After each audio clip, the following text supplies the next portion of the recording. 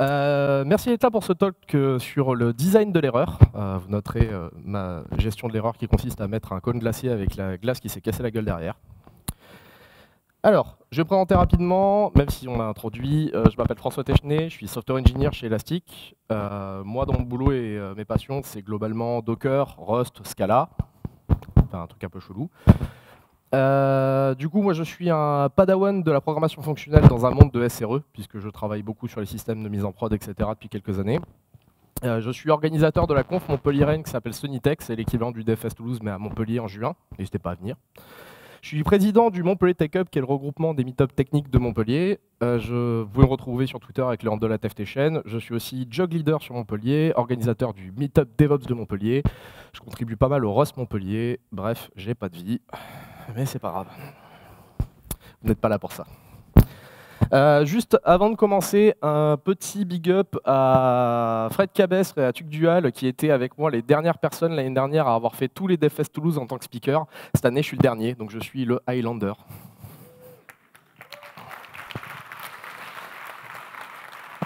Ce qui veut ainsi dire que l'année prochaine, normalement, vous ne devrez pas voir ma tronche parce que les organisateurs vont se dire « ça va se voir que je file des chèques ».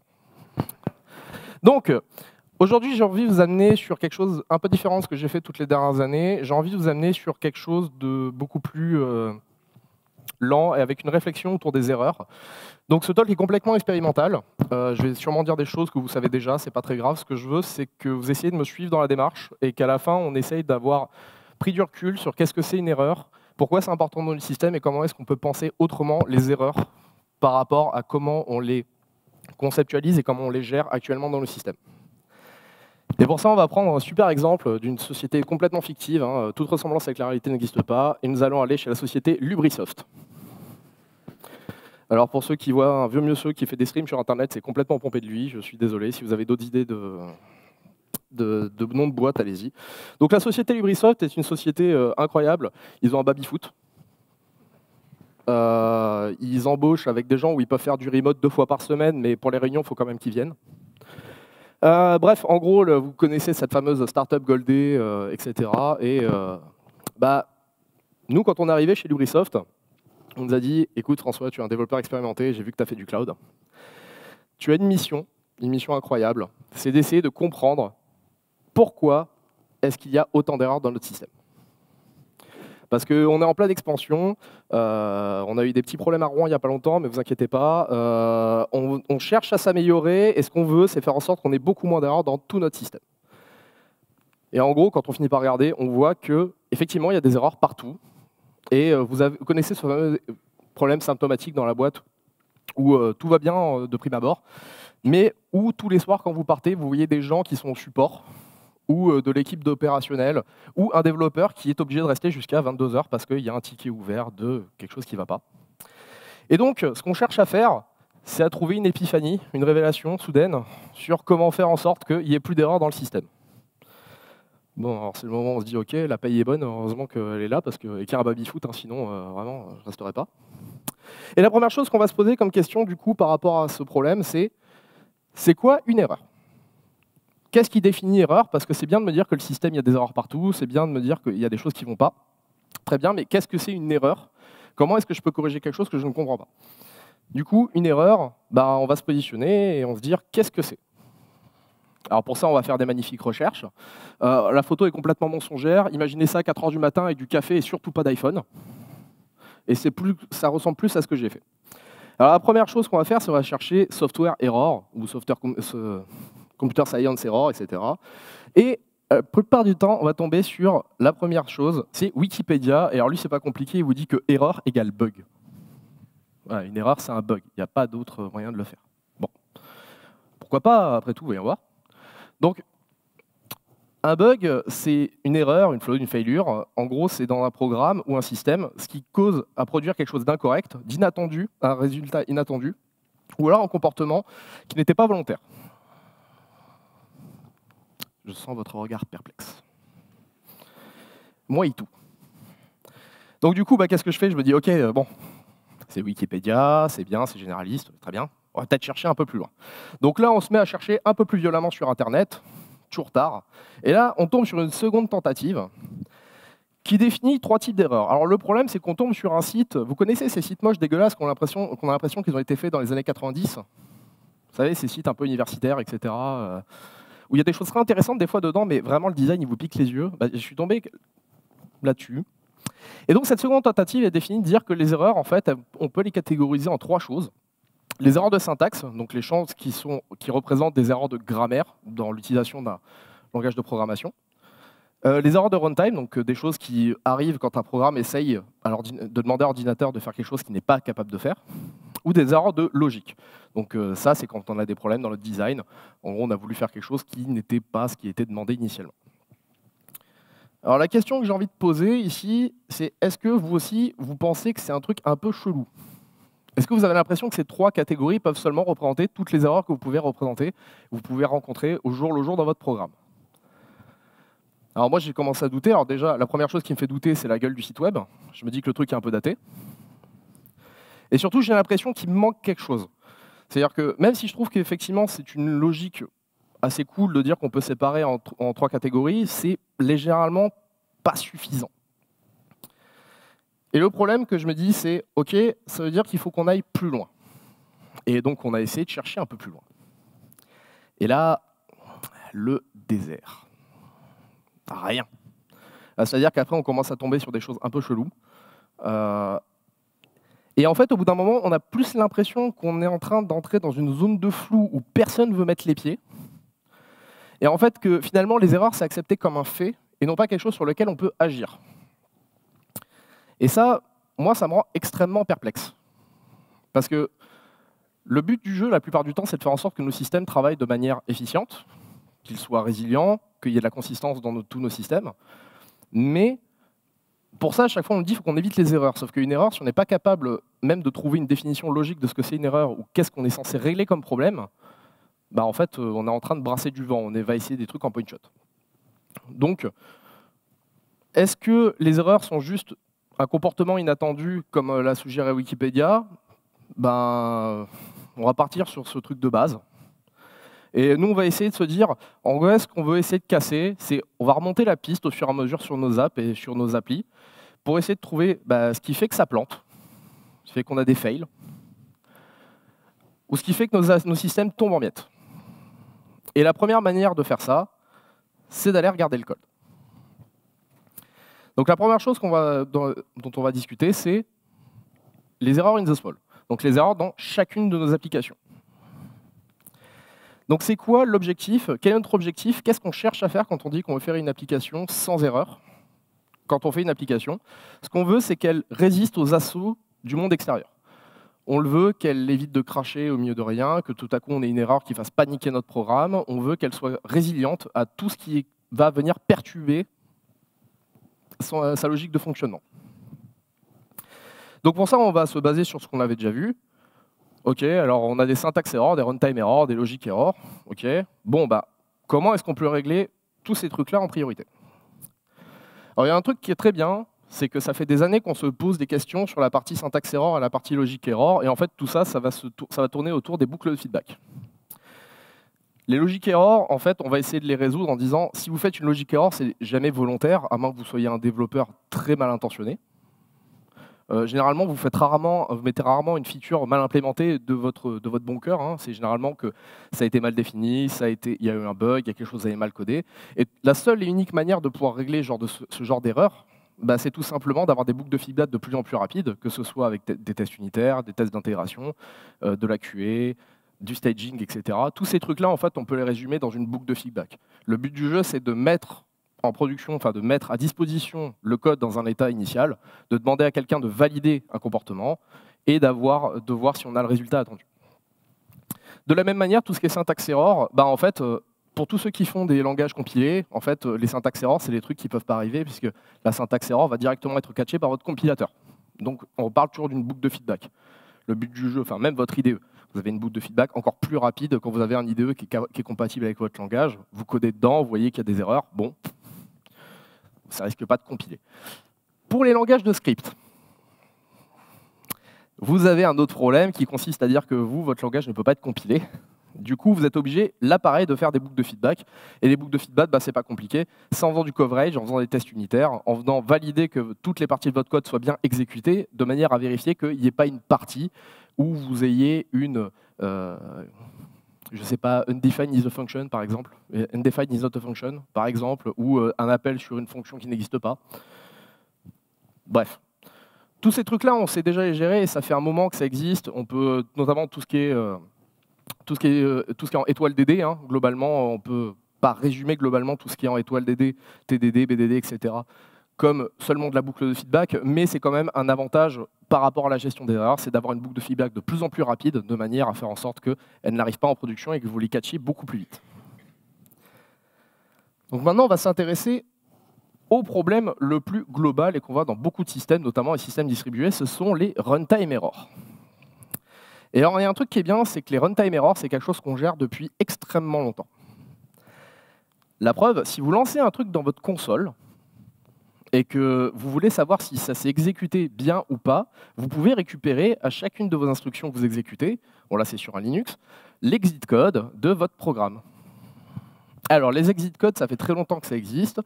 C'est toujours pas compris par les développeurs 95% du temps, mais c'est pas grave. Désolé, j'ai fait un peu d'opérationnel, du coup, j'avoue que les exit codes, c'est un sujet sensible chez moi. Quand c'est pas marqué 0, c'est que c'est pas bon, généralement. Voilà. Enfin bref. Bon, on est d'accord que c'est pas le truc le plus efficient de l'univers, mais bon, c'est déjà quelque chose. Voilà, on exécute une fonction, une commande extérieure de notre programme, potentiellement elle va réussir ou rater, on est capable, au moment de l'exécution, de venir interpréter ce résultat pour pouvoir en faire quelque chose et donc dire il s'est passé une erreur, on va stopper là, etc. Si on prend d'autres langages, par exemple, prenons un langage que j'adore, Go, chaque appel de fonction peut potentiellement renvoyer une erreur. Après, c'est vous, en tant que développeur, de devoir définir comment est-ce que vous allez gérer cette erreur, en disant, en fait, s'il y a une erreur, je vais potentiellement paniquer. Donc là, je vais faire crasher mon programme, ce qui est globalement ce qu'on veut éviter de faire. Soit on va remonter l'erreur derrière, peut-être en faisant un error format, en la recontextualisant de manière à donner plus d'informations à la fonction appelante, de manière à pouvoir gérer cette erreur. Bon, alors c'est un petit troll parce qu'en fait, je déteste cette gestion. Je ne sais pas qui fait du Go dans la salle, mais bon. Tout ce temps passé à faire ce virgule error et ce if error à chaque appel d'instruction est potentiellement énorme parce que, en gros, ce truc-là, c'est pas juste une fonction, c'est quasiment toutes les fonctions que vous allez appeler dans votre système peuvent potentiellement être source d'erreur. Du coup, vous allez faire cette vérification d'erreur à chaque fois. Si on monte dans le monde Java, d'autres systèmes, là, on va partir dans un monde à exception. Dans le monde à exception, à chaque fois, on est aussi capable de gérer des systèmes d'erreur en runtime en venant mettre des catchs par-dessus les appels de fonctions qui peuvent potentiellement craquer, dont le but est juste de venir coupe-circuiter votre code. Parce que globalement, c'est exactement ce que vous essayez de faire quand vous faites un flow exception. Vous êtes en train de dire, je veux couper l'exécution de la fonction, je veux short-circuiter tout le système, je veux que ça remonte jusqu'à ce que quelqu'un soit capable de venir gérer cette erreur. On est capable, donc, en récupérant l'information, de venir la loguer, la contextualiser, peut-être potentiellement la transformer en termes de type pour dire, bon, là, il y avait un problème sur l'order creation, donc on va dire qu'il y avait une erreur sur l'erreur de paiement, qu'on avait un problème sur le payload en question, et renvoyer la source de l'erreur et renvoyer la patate chaude. Ça marche très bien, ça, on est capable de le faire, il faut juste avoir une approche très sécurisante du code. Après, moi, celle que je préfère, personnellement, c'est plus celle-là, c'est plus la partie qu'on a plus côté déclaratif, côté functional programming, qui consiste à venir créer en fait la gestion des erreurs à l'intérieur du système de type, non pas juste pour faire joli, pour s'amuser et pour donner l'impression qu'on utilise le terme monade parce qu'on est intelligent, mais bel et bien tout simplement parce qu'en fait ça vient fournir des structures qui vont permettre de venir gérer ces erreurs de manière beaucoup plus idiomatique, en mettant des coupes-circuits et en forçant via le système de type à venir recontextualiser une erreur. Typiquement, là, vu que j'ai un user de order creation error, je ne peux pas renvoyer mon exception IO comme si c'était l'air de rien. Si j'ai une exception IO qui est en train de se poser, je suis obligé de venir recontextualiser mon erreur en disant « Ok, il s'est passé ça dans ce type d'erreur ». Alors, en gros, si j'ai mis tous ces trucs-là, ce n'est pas juste pour dire que la programmation fonctionnelle, c'est mieux, parce qu'en fait, ça, c'est à vous de vous faire votre opinion.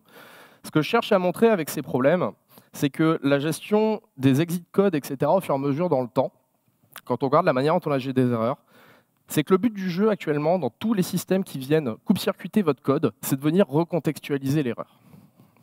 En gros, ce qu'on est en train de dire, c'est que quand vous êtes en train de faire une application, quand vous voulez gérer des erreurs en runtime, le plus important, en fait, dans votre code, la plupart du temps, c'est de venir pas seulement prendre une erreur et la balancer en disant « Ok, il s'est passé quelque chose, j'arrête mon processus et je renvoie l'exception », c'est de venir la recontextualiser pour qu'à un moment, il y ait bien quelqu'un qui soit capable, au milieu du code, de venir arrêter cette boucle infernale qui vient casser le code pour dire « Ok, là, je vais gérer le système et je vais en faire quelque chose », plutôt que de juste la laisser monter et finalement faire paniquer votre code. Alors, on sait très bien ce qui se passe la plupart du temps. Vous prenez votre exception, et après, ce qui se passe, c'est que vous êtes dans votre serveur web, et vous prenez votre exception, vous faites « on va renvoyer une petite 500 hein. ». Et en plus, regarde, on a bien contextualisé l'erreur, comme ça, on peut mettre des jolis logs. Non, mais c'est cool. Et on peut faire ça sur toutes les applis qu'on a dans le système. Typiquement, chez Lubrisoft, on peut s'amuser à faire ça sur notre API backend, sur notre système de gestion d'order, notre système de paiement et notre système de shipping. Ah oui, parce que chez Lubrisoft, on paye en Lubricoin, on ne paye pas en dollars. Voilà. Donc on a un système de paiement. Et à partir de là, ce qu'on peut se dire, théoriquement, c'est que si jamais on prend le temps de venir gérer toutes les erreurs en runtime de manière logique, en fait, notre système est censé être devenu résilient. On n'est plus censé pouvoir cracher, vu qu'en fait, même si notre code est court-circuité, même si notre processus business vient se court-circuiter, globalement, l'application, elle ne devrait jamais cracher. Du coup, on est censé avoir fait un système résilient. Donc généralement, c'est le moment où on arrive, on est content, on a bien sécurisé toutes nos applis, on a viré tous les trucs qui font des fraudes d'exception runtime non visibles, on a bien réussi à tout repackager, etc. Et là, on a toujours le problème, désolé, mais non. Là, on n'a toujours pas réussi à gérer les erreurs dans notre système. On les a peut-être réglé au problème du runtime applicatif dans chacun, mais au niveau des erreurs dans le large, c'est-à-dire à la vision de notre système d'information, du besoin client, du process business qu'on fait pour un client, on n'a absolument pas géré une erreur. Si on prend un exemple, si on dit que l'erreur, c'est en fait, OK, l'erreur la plus courante, c'est quand un utilisateur crée une commande, en fait, la commande se fait arrêter et on n'arrive pas à avoir la raison. Vous savez, ce fameux message d'erreur qui vous dit « une erreur est survenue, le problème semble s'être produit pendant la tentative de commande chez Lubrisoft, merci de réessayer ou de contacter le support sur le forum ». Ça, c'est le message qui indique tout simplement il y a une 500 qui a été remontée par l'API. En vrai, on n'a pas l'info. Donc, on va juste dire « retente » et si ça ne marche pas, demande au support. Alors, ça, c'est une première base de réflexion, c'est de dire « Ok, alors très bien, si jamais je veux consolider ce problème-là, pas au niveau applicatif, pas au niveau de code, mais bien et bien au niveau de la gestion du process métier, comment est-ce que je vais faire ?» Bon, déjà, la première chose qu'on va faire, c'est on va aller chercher les logs. Donc généralement, on se retrouve en réunion, il va dire « Ok, alors Jean-Mi, c'est où que je peux trouver les logs qui concernent les commandes ?» Alors ça, tu vois, c'est les machines de prod. Non, mais moi, je veux juste les logs. C'est bien ce que je te dis. Alors généralement, là, c'est le moment où on commence à s'énerver. On finit par aller voir notre pote à côté, Jacques. Non, mais s'il te plaît, Jacques, sauve-moi. Dis-moi où je peux trouver les logs de commande. Alors ça, tu vois, c'est kubectl. Non, mais sérieusement, vous déconnez. Il n'y a pas un moyen de juste récupérer les logs facilement. Si tu préfères, il y a le dashboard. Alors, c'est peut-être con ce que je viens de faire, mais c'est des discussions que j'ai déjà eues. C'est des discussions que j'entends régulièrement. Et pour arrêter sur la partie opérationnelle, c'est une des plus grosses failles qu'on trouve. Et il y a plein de problèmes, notamment sur la gestion de la distribution avec des microservices. C'est la problématique de vous gérez des applications runtime dans vos applications, enfin vous gérez vos erreurs runtime dans vos apps, c'est cool. Vous faites des catchs, c'est cool. Vous mettez des logs, c'est cool. Sauf que si les logs elles se retrouvent paumés au milieu d'un conteneur quelque part et qu'on est incapable de les récupérer, vous êtes incapable de savoir ce qui s'est passé. C'est-à-dire que ce qui va se passer, c'est que votre support va récupérer le ticket et son premier taf va être de perdre 1 heure à remonter toute la chaîne d'exécution de votre programme, de votre workflow au sein de votre SI, de manière à retrouver quelle était l'erreur originelle. Alors déjà, la première chose qu'il faut faire, c'est réussir à unifier tout ce truc-là de manière à ce que vous soyez capable de remonter facilement une erreur et être capable d'identifier où sont les problèmes dans votre système. Bon, quand vous êtes dans la version précédente où vous devez vous taper des endroits sur les machines de prod et faire du kubectl en boucle pour récupérer des logs, à la fin, vous arrivez à trouver la lib qui plante. Vous arrivez à trouver les logs sur les commandes. Vous êtes content. Et alors là, c'est génial parce qu'en fait, quand vous analysez le problème, bon, des problèmes, il peut y en avoir un peu partout. Il peut y en avoir durant le système de paiement. Vous en trouvez aussi dans le système de shipping, c'est-à-dire que en fait, si jamais il y a quand votre client passe une commande, s'il ne peut pas payer, ben, ça lui annule sa commande. Okay. Quand il y a une erreur de livraison parce que le système a un problème au niveau de la livraison, parce que le créneau qui est choisi n'est pas dispo, ça met une erreur et ça annule la livraison. Pour avoir des systèmes aussi au niveau de l'order, si par exemple vous avez une gestion d'inventaire et que derrière bah, vous avez des commandes qui ne sont pas suffisantes en termes d'inventaire. Pour avoir des erreurs dans l'API aussi, parce que l'API peut potentiellement elle-même avoir un souci. Et vous pouvez aussi avoir des problèmes de connectique entre tous les systèmes qui font que le système d'order n'arrive pas à appeler le paiement parce qu'il y a une micro-coupure réseau, le système d'order n'arrive pas à appeler le système de shipping parce qu'il y a une mise à jour du système de shipping, que vous avez broqué le modèle de données entre les deux et que du coup ça ne compile plus. Enfin, le message n'est plus interprété. Bref, vous êtes en train de galérer. Et alors là, la question qui se pose, c'est quand vous avez tout ce genre de problèmes qui servent à régler uniquement un seul et unique problème business, ben quand vous êtes censé le résoudre, vous êtes un peu pas bien. Parce que le problème, c'est pas comme dans le code. Vous n'avez pas eu quelque chose qui était juste une erreur runtime qui est venue poser un problème. Vous n'avez pas identifié un bout de code qui vous pose problème. Vous avez identifié des sources multiples d'erreurs qui peuvent chacune, indépendamment, faire casser votre processus business. Côté technique, le premier truc qu'on va vous dire, c'est qu'il faut réussir à rentrer dans tout ce qui est gestion d'erreurs qui viennent des microservices.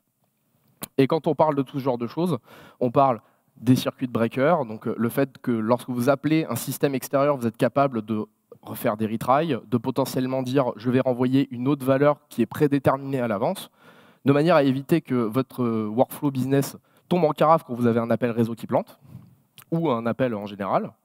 Les notions d'exponential back-off aussi, qui commencent à rentrer en ligne de compte, ça c'est un truc qui est génial, c'est que si vous commencez à un peu trop cartoucher un autre service, c'est-à-dire qu'il commence à tomber parce qu'il y a un peu trop de requêtes. Si vous commencez à mettre des trucs qui retraillent en même temps, ça veut dire que le nombre de requêtes qui se prend dans la tronche ne change pas. Plus, il y a toutes les nouvelles commandes qui arrivent. Du coup, à quel moment ce truc-là peut rester en vie? Du coup, l'exponential back-off, c'est juste une notion pour dire, bah, en fait, quand ça crache, je vais tenter de rappeler. Si ça continue à pas répondre, je vais peut-être attendre 3 ou 5 secondes avant de rappeler. Et puis si ça ne remarche pas au bout de 3 ou 5 secondes, je vais rappeler au bout de 30 secondes. Si au bout de 30 secondes, ça ne marche pas, je vais rappeler au bout d'une minute. Et si au bout d'une minute, ça ne marche pas, là, par contre, je dis, là, il y a un problème. Système de load balancing aussi, la notion de dire, bah, effectivement, si on veut éviter d'avoir des soucis quand on fait des connectivités entre les systèmes, bah, il faut pouvoir répliquer les informations quelque part. Et ça, n'importe quel service, que ce soit de la base de données, etc., le fait d'avoir de la réplication et de pouvoir accéder à tous les systèmes de manière unique. Pouvoir faire du response caching aussi, de pouvoir dire bah, c'est pas très grave, si jamais j'ai déjà une valeur précédente qui a été posée, peut-être que je peux la réutiliser. Bon, dans le cas de notre order, ça ne marche pas, mais en fait, il y a plein de cas d'erreur dans tous les processus business qui pourraient très bien marcher avec du cache. Je pense notamment à tout ce qui est système de scheduling. Quand vous avez déjà travaillé sur un système qui fait du scheduling et qui envoie en gros des plannings d'exécution, il est peut-être appelé en boucle pour avoir un créneau, mais en vrai, les plannings ne changent pas non plus tout le temps. Vous pouvez très bien récupérer une première version avec un cache. Ça peut être pris en compte. Et tous ces trucs-là, par contre, ce n'est pas gratuit. Ça met beaucoup de temps. Du coup, quand on arrive à identifier ce genre de problème, c'est le moment où on se dit on va vraiment prendre du temps, on va coder. Et surtout, il y a un moment où, pendant que vous êtes en train de coder, vous vous rendez compte d'un truc qui est la partie la plus intéressante de Stalk. Vous vous mettez à prendre du recul et vous vous rendez compte d'un truc vraiment ultra important. C'est que toute la gestion d'erreurs que je viens de présenter mais jusqu'à maintenant, qui correspond à la gestion d'erreurs classique qu'on retrouve dans toutes les sociétés, c'est-à-dire comment on gère les erreurs dans vos applications, mais comment on les gère également entre vos services, on est sur un syndrome de la patate chaude. La plupart du temps, ce qu'on fait quand on gère des erreurs, ce n'est pas gérer une erreur. C'est dire, il y a une erreur, je vais dire qu'il y a une erreur, et je la rebalance à mon voisin. Je la recontextualise, histoire de dire, je l'ai vue. Tu as vu, tu ne peux pas dire que je ne l'ai pas vu, hein, je l'ai vu, je l'ai bien fait, je l'ai noté, je l'ai logué, mais voilà une erreur. La vanne que j'ai fait exprès de vous dire, bah, quand on a une erreur qui est catchée par le système, on renvoie une 500, bah, c'est exactement le syndrome de la patate chaude. C'est-à-dire que vous avez une erreur, elle est contextualisée, vous savez ce qui est en train de se passer dans votre système, et pourtant, ce que vous dites en fait à votre appelant, c'est une erreur interne est survenue. Vous vous doutez bien que lui, il va faire pareil. Donc en gros, la gestion d'erreurs qu'on a actuellement, conceptuellement, c'est juste un syndrome de la patate chaude. En gros, ce que je veux, c'est qu'on se voit bien que comment gérer les erreurs, comment les catcher dans un système, ne veut pas dire les gérer, les maîtriser. Quand on parle de vraiment maîtriser et vraiment résoudre une erreur, on parle de faire du recover, de compenser une erreur.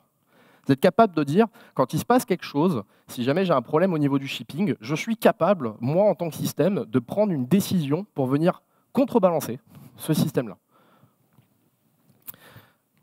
En fait, si jamais on reprend les exemples des circuit breakers, il est extrêmement flagrant. Quand vous faites un circuit breaker et que vous dites « je vais renvoyer une valeur », au lieu de faire un retry parce que le système a vraiment craché, qu'est-ce que vous mettez comme valeur?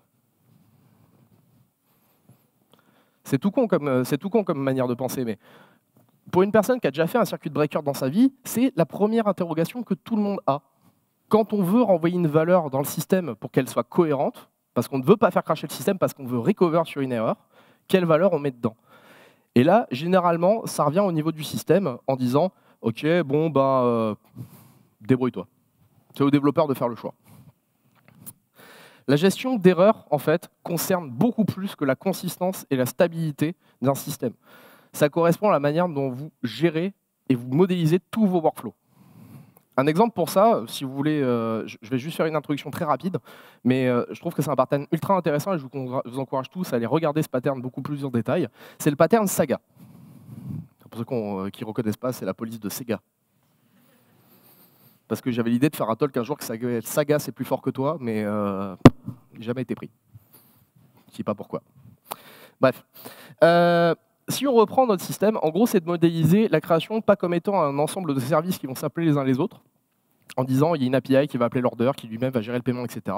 C'est de modéliser une saga qui, elle, en fait, va être gestion, il va permettre la gestion de toute la création d'order en sachant qu'elle devra être gérée par les systèmes de paiement, d'order, de shipping, etc. Et surtout, ce qui est important dans le pattern saga, c'est que quand vous avez une erreur quelque part, la saga, en fait, dans sa conception, va savoir comment est-ce qu'elle est censée soit couper complètement le système, soit compenser cette erreur de manière à faire en sorte que votre système reste dans un état cohérent, ou potentiellement réussir à faire avancer le bousin. Et ça fait poser une question très importante. C'est les challenges techniques existent quand on est en train de faire de la gestion d'erreurs, mais en vrai, le plus gros problème, c'est de savoir ce qu'on est censé faire dans le cas d'une erreur et qu'on veut la recover. Et ça, c'est un problème de design. Le plus important à comprendre dans ce talk, c'est que l'erreur, c'est un problème de conception. Alors c'est pour ça, pour ceux qui avaient percuté le truc, qu'initialement ce talk devait être fait à deux avec Estelle Landry, qui est Product Owner et UX.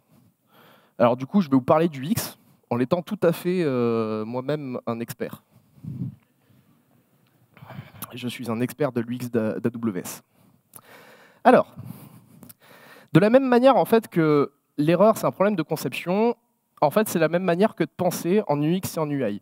Quand vous parlez du UX, vous ne parlez pas de comment elle est faite l'interface. Ça, c'est de l'UI. Vous parlez de l'expérience utilisateur, de savoir comment il va utiliser le produit, comment lui faire aimer votre produit, comment faire en sorte qu'il soit agréable à utiliser. C'est exactement la même chose quand on parle des erreurs. En fait, ce que je vous ai présenté avant, c'est la partie UI, c'est la partie technique. Comment est-ce qu'on handle des erreurs, comment on fait en sorte d'éviter de crasher au runtime. Mais en fait, pour vraiment savoir gérer une erreur dans votre système d'information, c'est un problème de conception, c'est un problème d'UX. Et pour ça, en fait, il faut juste partir sur une base très simple. Il faut arrêter de concevoir les systèmes dans un monde parfait. Nos systèmes, ils crachent. C'est la réalité de nos métiers. C'est-à-dire, toutes les personnes qui ont fait de la gestion opérationnelle une fois dans leur vie savent qu'on ne peut pas partir sur un design complètement optimiste en se disant « ça va bien se passer ». Non, ça va cracher. On est obligé de gérer les cas d'erreur. Pourquoi est-ce qu'on conçoit de manière business toutes nos applis, tous nos SI, de manière optimiste? C'est complètement con. On le sait que ça va cracher. Et la réponse, c'est pas de créer des tanks. Parce que globalement, c'est la réponse que je vous ai faite jusqu'à maintenant. Bah, il suffit de prendre des tanks tactiquement et ça va tenir. Bah, je ne vois pas ce que ça va changer comme problème, hein. Peut-être que les applis, ce sera des tanks, mais on n'aura pas réglé le problème. Pour ça, ce qu'il faut, c'est modéliser tous les workflows et les stratégies de manière business comme étant des choses qui peuvent potentiellement crasher. Et ça, c'est une notion aussi très importante qui fait que pourquoi un designer ne modélise pas tous les systèmes en pensant que ça peut cracher? Parce qu'un designer, un product owner, quelqu'un qui conceptualise un SI n'est pas un développeur et du coup, il ne peut pas anticiper tous les problèmes qui peuvent arriver. C'est marrant, vous voyez, on trouve exactement le même truc que depuis le début pour les autres cas. On va parler de boucle de feedback. C'est exactement la même chose pour la conception de workflow. En fait, si jamais vous commencez à conceptualiser toutes vos applis comme étant des processus qui peuvent crasher, ben en fait, il faut que votre développeur puisse intervenir dans le processus de création. Parce que c'est lui qui va être capable d'identifier, au moment de la conception, quelles sont les erreurs potentielles et comment est-ce qu'il faut réagir d'un point de vue business par rapport à chacune de ces erreurs. Donc, si vous êtes développeur et que vous vous retrouvez à faire du design et qu'on vous donne un workflow, il ne faut pas hésiter à venir poser des questions et surtout à venir poser des problèmes en disant « Alors là, par contre, je vois que je suis censé appeler quelque chose, mais en vrai, il peut y avoir un problème. »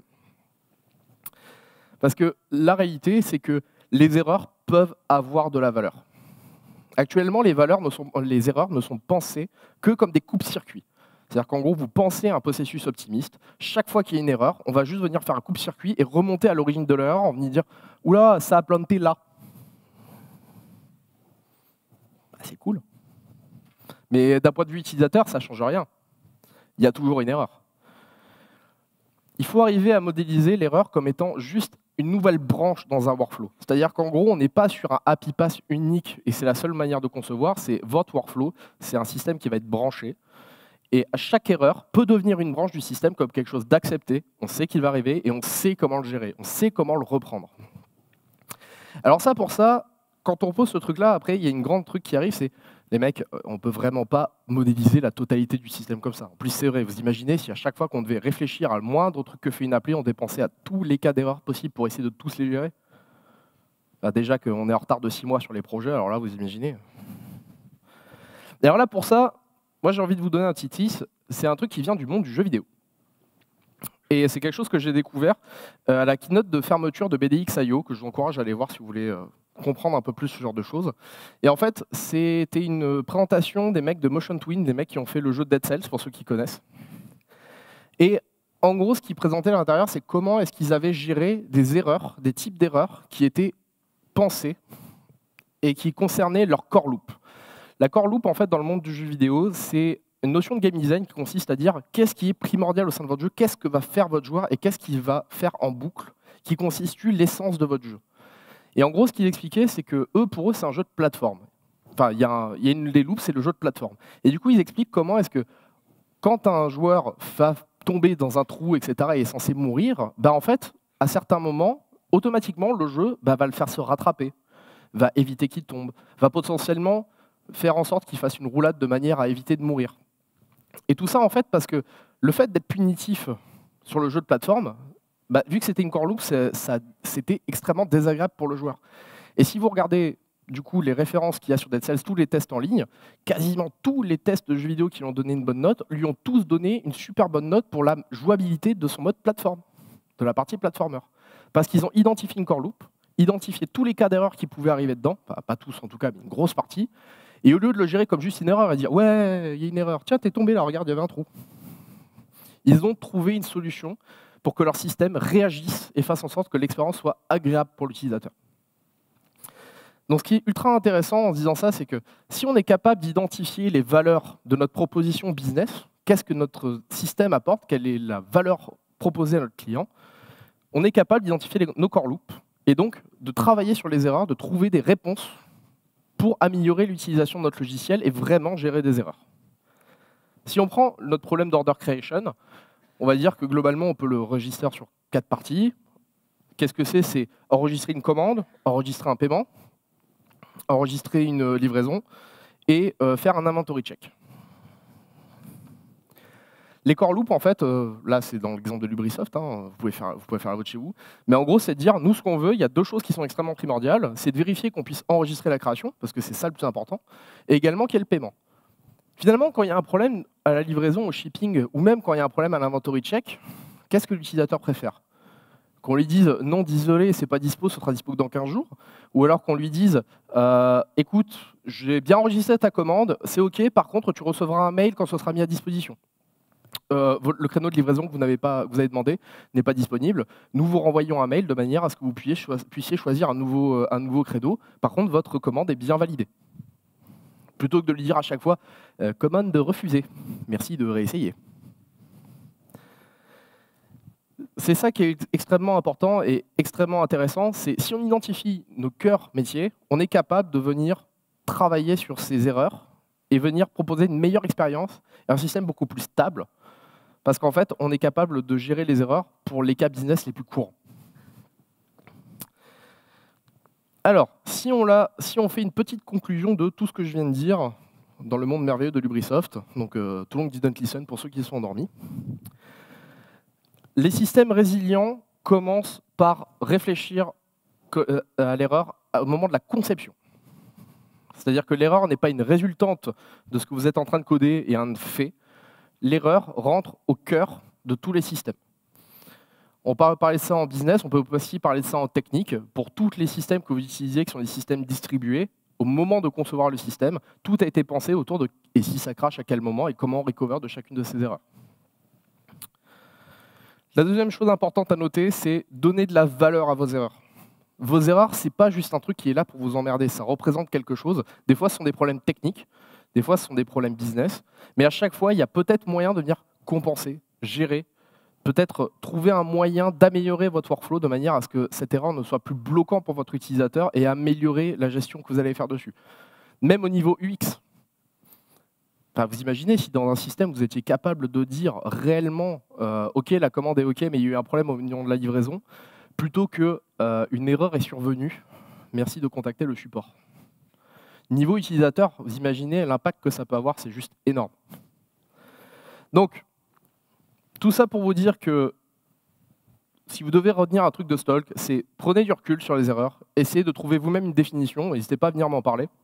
Parce que globalement, moi, j'ai toujours pas vraiment trouvé de choses. Mais clairement, je pense qu'il est important que l'on prenne du temps parce que c'est quelque chose qui nous impacte dans notre vie au quotidien en tant que développeur et c'est quelque chose sur lequel on ne réfléchit pas assez. Et j'aimerais beaucoup qu'on trouve une meilleure manière de la gérer dans tous nos systèmes en leur donnant de la valeur et en essayant de trouver comment les compenser. Merci à tous.